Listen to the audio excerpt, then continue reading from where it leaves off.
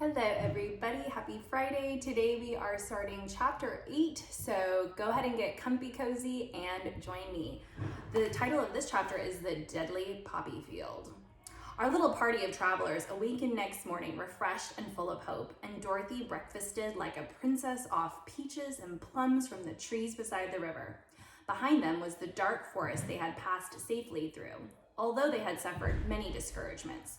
But before them was a lovely, sunny country that seemed to beckon them on to the Emerald City.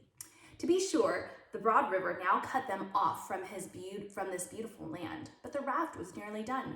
And after the Tin Woodman had cut a few more logs and fastened them together with wooden pins, they were ready to start. Dorothy sat down in the middle of the raft and held Toto in her arms. When the Cowardly Lion stepped upon the raft, it tipped badly, for it was big and heavy. But the Scarecrow and the Tin Woodman stood upon the other end to steady it, and they had long poles in their hands to push the raft through the water. They got along quite well at first, but when they reached the middle of the river, the swift current swept the raft downstream, farther and farther away from the road of yellow brick, and the water grew so deep that the long poles would not touch the bottom.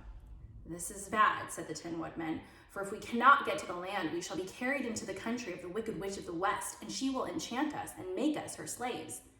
"And then I should get no brains," said the Scarecrow. "And I should get no courage," said the Cowardly Lion. "And I should get no heart," said the Tin Woodman. "And I should never get back to Kansas," said Dorothy. "We must certainly get to the Emerald City if we can," the Scarecrow continued, and he pushed so hard on his long pole that it stuck fast in the mud at the bottom of the river. And before he could pull it out again or let go, the raft was swept away and the poor Scarecrow left clinging to the pole in the middle of the river.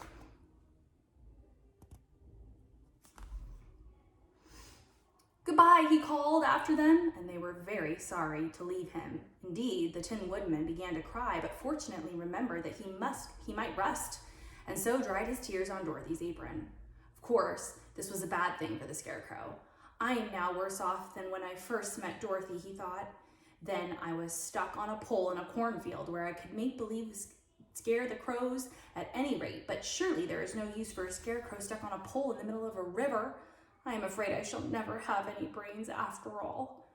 Down the stream the raft floated, and the poor Scarecrow was left far behind. Then the Lion said, "Something must be done to save us. I think I can swim to the shore and pull the raft after me, if you will only hold fast to the tip of my tail." So he sprang into the water, and the Tin Woodman caught fast hold of his tail, when the Lion began to swim with all his might toward the shore. It was hard work, although he was so big, but by and by they were drawn out of the current, and then Dorothy took the Tin Woodman's long pole and helped push the raft to the land. They were all tired out when they reached the shore at last and stepped off upon the pretty green grass. And they also knew that the stream had carried them a long way past the road of yellow brick that led to the Emerald City. "What shall we do now?" asked the Tin Woodman as the Lion lay down on the grass to let the sun dry him. "We must get back to the road in some way," said Dorothy. "The best plan will be to walk along the riverbank until we come to the road again," remarked the Lion. So when they were rested, Dorothy picked up her basket and they started along the grassy bank, back to the road from which the river had carried them. It was a lovely country with plenty of flowers and fruit trees and sunshine to cheer them, and they had not felt so sorry for the poor Scarecrow. They could have been very happy. They walked along as fast as they could, Dorothy only stopping once to pick a beautiful flower, and after a time the Tin Woodman cried out, "Look!" They then all looked at the river and saw the Scarecrow perched upon his pole in the middle of the water, looking very lonely and sad. "What can we do to save him?" asked Dorothy. The Lion and the Tin Woodman both shook their heads, for they did not know. So they sat down upon the bank and gazed wistfully at the Scarecrow until a stork flew by, which, seeing them, stopped to rest at the water's edge. "Who are you, and where are you going?" asked the stork.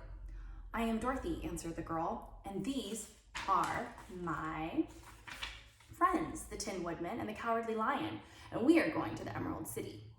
"This isn't the road," said the stork as she twisted her long neck and looked sharply at the queer party. "I know it," returned Dorothy, "but we have lost the Scarecrow and are wondering how we shall get him back again." "Where is he?" asked the stork. "Over there in the river," answered the girl. "If he wasn't so big and heavy, I would get him for you," remarked the stork. "He isn't heavy a bit," said Dorothy eagerly, "for he is stuffed with straw, and if you will bring him back to us, we shall thank you ever, ever so much." "Well, I'll try," said the stork, "but if I find he is too heavy to carry, I shall have to drop him in the river again." So the big bird flew into the air and over the water till she came to where the scarecrow was perched upon his pole. Then the stork, with her great claws, grabbed the scarecrow by the arm and carried him up into the air and back to the bank, where Dorothy and the lion and the Tin Woodman and Toto were sitting. When the scarecrow found himself among his friends again, he was so happy that he hugged them all, even the lion and Toto. And as they walked along, he sang, "Toodle-oo-dee-o," set every step. He felt so gay. "I was afraid I should have to stay in the river forever," he said, "but the kind stork saved me. And if I ever get any brains, I shall find the stork again and do it some kindness in return." "That's all right," said the stork, who was flying along beside them. "I always like to help anyone in trouble. But I must go now, for my babies are waiting in the nest for me. I hope you will find the Emerald City and that Oz will help you." "Thank you," replied Dorothy, and then the kind stork flew into the air and was soon out of sight. They walked along, listening to the singing of the bright-colored birds and looking at the lovely flowers, which now became so thick that the ground was carpeted with them. There were big yellow and white and blue and purple blossoms, besides great clusters of scarlet poppies, which were so brilliant in color they almost dazzled Dorothy's eyes. "Aren't they beautiful?" the girl asked as she breathed in the spicy scent of the flowers. "I suppose so," answered the scarecrow. "When I have brains, I shall probably like them better." "If I only had a heart, I should love them," added the Tin Woodman. "I always did like flowers," said the lion. "They seem so helpless and frail. But there are none in the forest so bright as these." They now came upon more and more of the big scarlet poppies and fewer of the other flowers, and soon they found themselves in the midst of a great meadow of poppies. Now, it is well known that when there are many of these flowers together, their odor is so powerful that anyone who breathes it falls asleep. And if the sleeper is not carried away from the scene of the flowers, he sleeps on and on forever. But Dorothy did not know this, nor could she get away from the bright red flowers that were everywhere about. So presently, her eyes grew heavy, and she felt she must sit down to rest and to sleep. But the Tin Woodman would not let her do this.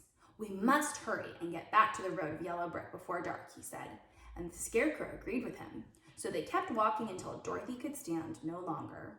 Her eyes closed in spite of herself, and she forgot where she was and fell among the poppies, fast asleep.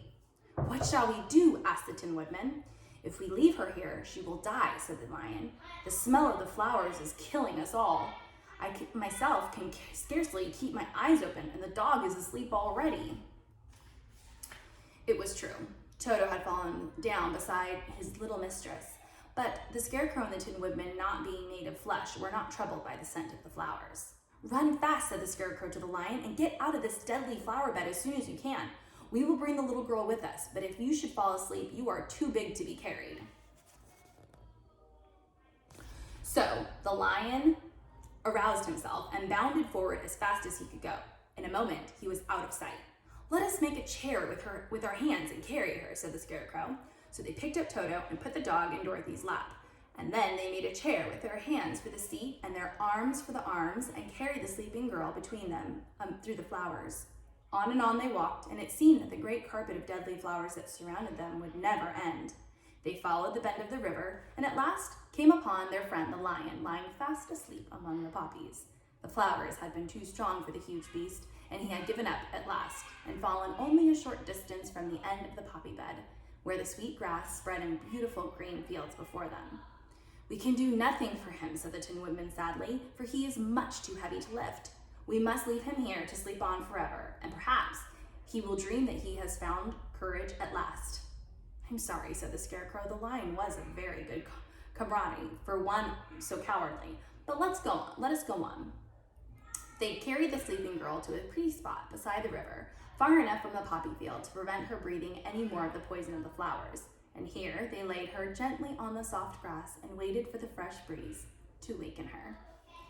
That's the end of the deadly poppy fields. It's a good thing that Dorothy had such good friends to carry her through that deadly field. One character in particular really reminded me of someone or a character that would follow our 10 core values. Can you think of the character that I'm thinking about? If you are thinking the stork, you would be right, and also Lion and Tin Woodman, and Lion too. All of them show core values throughout the book, but the stork especially, the stork specifically said, "That's all right," said the stork who was flying along beside them. "I always like to help anyone in trouble." So what core value do you think the stork was showing in this chapter by helping to save the scarecrow? I'm going to put it up on Flipgrid for you guys. I hope you have a wonderful weekend and that you've enjoyed chapter 8. I'll see you guys next week. Bye.